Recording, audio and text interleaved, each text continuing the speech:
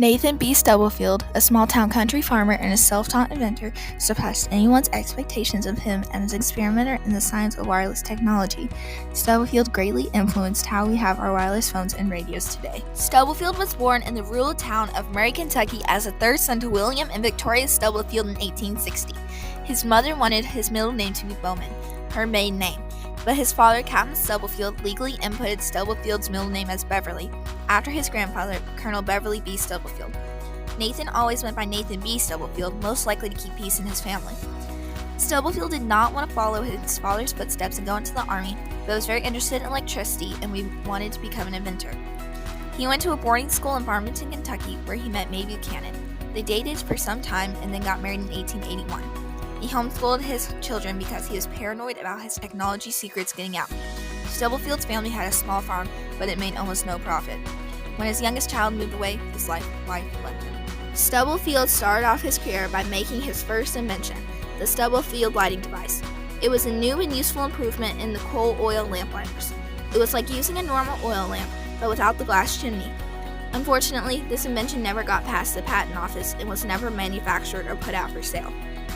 After his Stubblefield lighting device failure, Stubblefield moved on to make a wire telephone in 1888 and named it the Laren phone, or a knocking or vibrating phone. The process was simple. The sound carried like a taut string in between two tin cans. One simply had to speak into the end of one unit, and the sound would travel through wires until it came out of the unit identical to the one that the sound was spoken into. The Laren phone was popular in Kentucky, Mississippi, North Carolina, and Indiana, and Stubblefield's name came frequently in the local newspapers for his accomplishment. But in 1889, Alexander Graham Bell's electrical phone quickly overpowered Stubblefield's mechanical phone. Bell's phone had a much better sound quality and had a much farther range. Soon the Laren phone was used like an intercom. Most of the time it was used from house to barn. Although he was discouraged, Stubblefield continued to work with electricity. Even though he was defeated by Bell, Stubblefield wanted to use Bell's discoveries. He actually tried to set up Murray with an electrical phone system, which he would oversee, but he couldn't get enough support mainly because of his strange character and his distrust of everyone, so sadly that failed too. Then Stubblefield gave up wire technology and focused his thoughts on trumping the invention that had beaten his. His new goal was to create the wireless telephone. It is impossible to find an exact date of when Nathan B. Stubblefield started to work on his wireless telephone, but we know on January 12, 1902, the St. Louis Dispatch released an article that was headed, "Kentucky Farmer Invents Wireless Telephone," and in it Stubblefield states, "I had been working for this for 10 or 12 years, long before I heard of Marconi's efforts or the efforts of others to solve the problem of transmission of messages through space without wires. This solution is not the result of an inspiration of the work of a minute, it is the climax of labor of years of days and nights of thought, of hundreds of hours of experimenting." But evidence points to that Stubblefield had been working on his wireless telephone for even before that. Later, in 1938, the Murray Ledger and Times editor, Edward Freeman, interviewed Duncan Holt, Stubblefield's boyhood friend, in which Holt revealed that Stubblefield had indeed worked on his wireless telephone for a while. Holt was quoted to say, "One Sunday that year, 1885, Stubblefield invited Holt and his wife out to his home. That afternoon he said to Holt, 'Duncan, I've done it. I've been able to talk without wires, all of 200 yards, and it will work everywhere.' At that time, Holt said, the Scientific American had never mentioned the possibility and suggestion or otherwise that the speech or intelligent communication could be transmitted without wires. Stubblefield was the first to entertain the idea." After hearing from this source, it is assumed that Stubblefield had been working on his wireless telephone for over 20 years before he got the patent for it in 1908. Stubblefield first started to demonstrate his wireless telephone in 1892. His public demonstration was in his hometown of Murray, Kentucky. He handed his friend Rainey T. Wells a black box and told him to walk away from the shack. Rainey did so and later said, "I had hardly reached my post when I heard 'Hello, Rainey' come booming out of the receiver. I jumped a foot and said to myself, 'This fellow is fooling me. He has wires someplace.' Wells moves a few feet further on. All the while he kept talking to me, but there were no wires, I tell you." Stubblefield wrote for his advertisement of his new invention, "I can telephone without wires for a mile or more now, and when the powerful apparatus on which I'm working is finished, combined with further development, the distance will be unlimited." During the demonstrations before 1903 of Stubblefield's idea of the wireless telephone, was based around the whole idea of ground radiation, which means that Stubblefield sent an electromagnetic current by hooking a carbon microphone to a storage battery that he created and later patented in 1898. Then he took steel rods and put them into the ground. He connected the coils from a battery to the steel rods, where the sounds would transmit to a unit identical to the one transmitting it. This was able to send messages about a mile away, according to Bernard Stubblefield, Nathan Stubblefield's oldest son, who was the only one who helped Nathan Stubblefield with his experiments. But Nathan Stubblefield never felt that his invention was meant for the Earth. He said that his medium where, by 1903, he figured out a second way to transmit sounds without wires. This system used induction instead of ground radiation. He kept the microphone and battery from his last telephone, but replaced the rods with coils of wires which connected to the microphone and battery in a series, which was successful in sending electromagnetic audio waves into the air. There was a switch inside of all the units so that any units could send or receive. All the telephones were identical.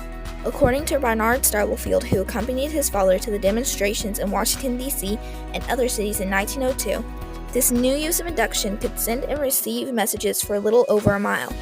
This is not what Stubblefield had in mind.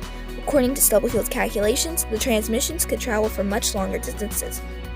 But the practicality of that was cut based on the fact that the farther you wanted your transmissions to go, the longer the transmission coil would have to be. Eventually, the coil became an immense size.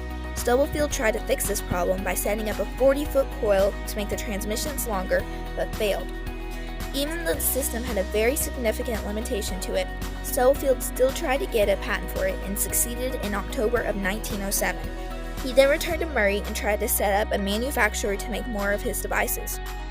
Stubblefield was thrilled that something finally worked out for him, and a man by the name of Gerald M. Fennell, who had met with Stubblefield and started the Wireless Telephone Company of America in 1902, began to promote the invention and made a board of directors.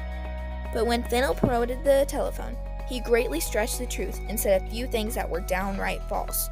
Stubblefield was a very honest man and did not like Fennell's promotional ideas, especially when he brought up the idea of Bernard and Nathan sneaking to the demonstration site the night before the demonstrations and putting a wire in the ground so the reception and distance would be even better.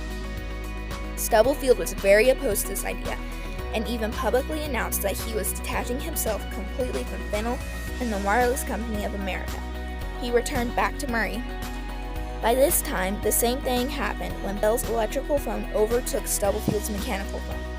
Others had discovered how to make wireless transmissions, and they were able to travel farther distances and had much better reception.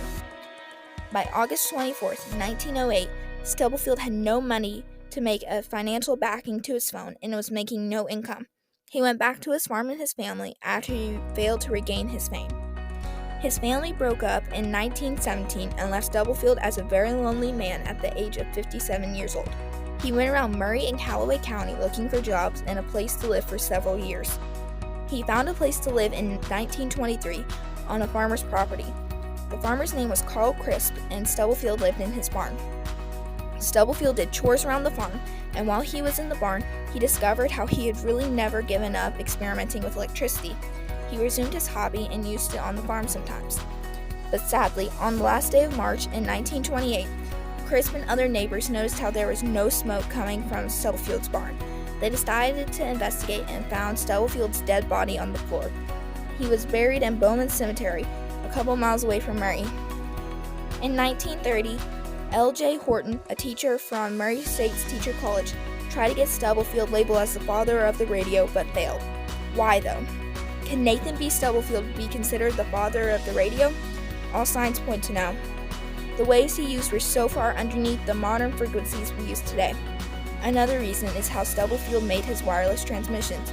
He used induction and stuck with induction instead of using radiation, so sadly he did not make the radio. Stubblefield may not be known as the creator of the radio, but he is still very important to how we have our wireless technology today. Those who made the radio had to have what he discovered to make the radio. In honor of Stubblefield, Murray, Kentucky named their local radio station after him, WMBS. They also put up a marker telling visitors that they were entering the town from which the father of the radio was from. Our world would not be the same without Nathan B. Stubblefield.